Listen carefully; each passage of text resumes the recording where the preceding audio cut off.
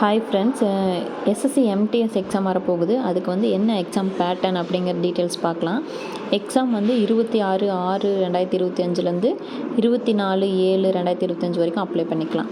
இது வந்து 2 செஷனாக நடக்கும். ஃபஸ்ட்டு செஷனில் வந்து மேத்தமேட்டிக்ஸ் 20 கொஸ்டின், ரீசனிங் 20 கொஸ்டின் 45 நிமிஷம் ரெண்டுத்துக்கும் சேர்த்து. ஒரு கொஸ்டினுக்கு வந்து 3 மார்க்கு. தப்பாக எழுதுனீங்கன்னா -1. இது வந்து நம்ம கட் ஆஃப் ஆட் ஆகாது. இதே செஷன் 2ல் வந்து general awareness 25 question, English language 25 question ரெண்டுத்துக்கும் சேர்த்து 45 மினிட்ஸு. ஒரு கொஸ்டினுக்கு 3 மார்க்கு. தப்பாக எழுதுனீங்கன்னா -1.